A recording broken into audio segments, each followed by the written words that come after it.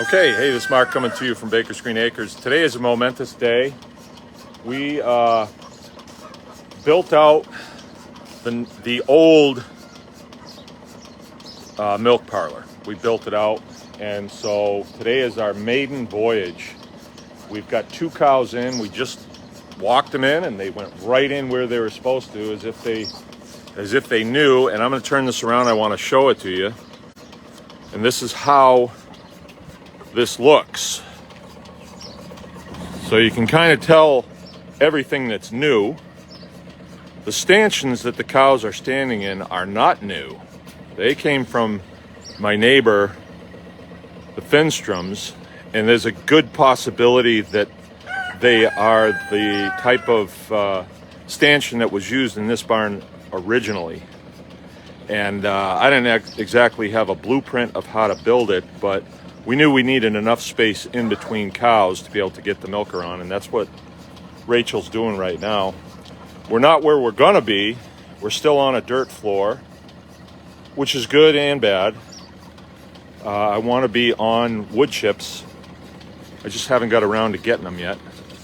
But we've got 1, 2, 3, 4 stanchions, and it seems like it's working pretty good. I mean, they've been in all of about 30 seconds, and I wanted to document this. They seem pretty content. This is going to be a nice situation because the milk house is actually here, but that all needs to be built out. This needs a concrete floor with drains, and this is where the milk vat will be. So we'll have a vat in here that we can run water into that cools the milk off. It'll be up against that wall, and then the water that's in there will get pumped past here and into their tank, which will be on the other side of that wall. We broke all the concrete out of here. At one time I said, oh, this would make a great dining room, wouldn't it? But, oh, get out. Louie, you get out.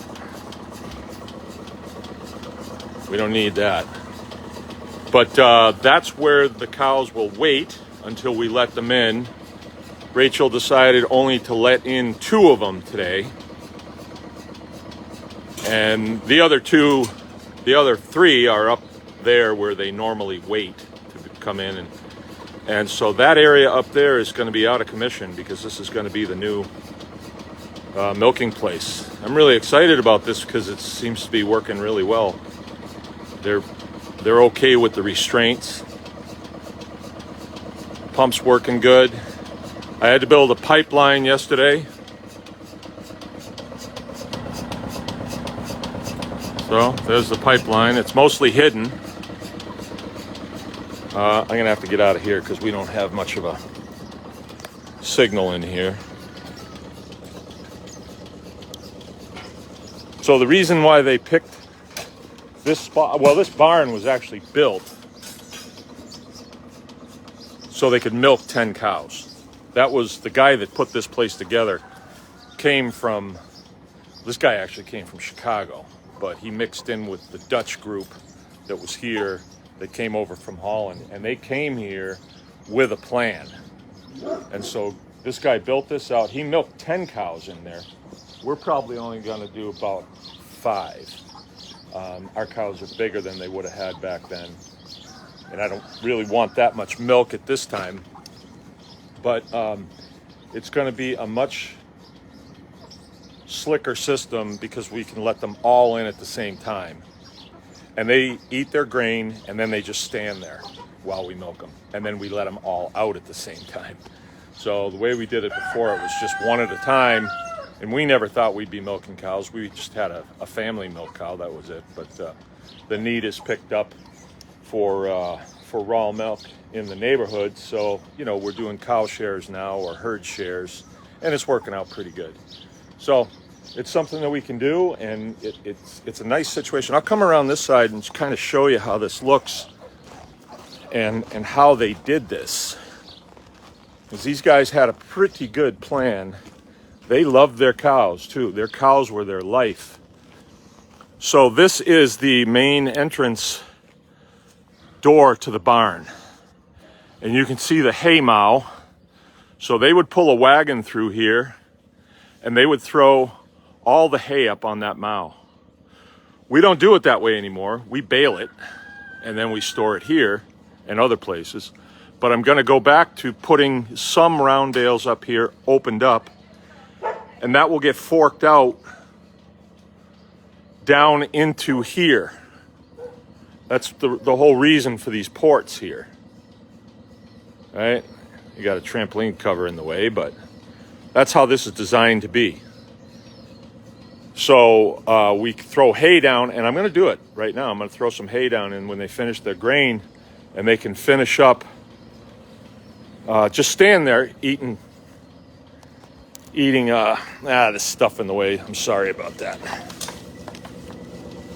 An old cover that I'm keeping for something. But this will look pretty neat when you have, 5 faces looking out at you. So I think it's going to look pretty cool. This is the old place where we milked here, so they think they're going to get milked up in here. But this will all get taken down. That's the old place where we milked. And today's the last day. It won't be used again. Yeah, kind of a momentous day. This is Cece. She's our Holstein. She gives us a lot of milk. She looks kind of bony, doesn't she? But that's the way they look this time of the year. She just can't get enough grass. They're grass-eating machines. But our herd has changed a little bit. This week is the first week that it's been this way. Saturday, all the beef animals, we push them over onto the other side of the farm. And there's a big separation in between them. And with cows, if they see each other, they'll stand there and look at each other and beller and all that stuff. So they can't see each other right now, and then we're gonna have to keep it that way for a little while until they forget about each other. And these cows, the milk cows, they need to be babied, right? So they need the best quality hay and the gentlest pasture. And in the wintertime, they need good cover to be in.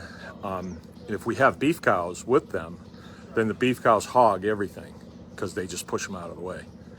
So the herd is separated now. We have a small herd of milk cows, and then we have a small herd of beef cows, and they'll never be together again, hopefully. All right, thought you guys would think it's interesting. See ya. Anyway, bye.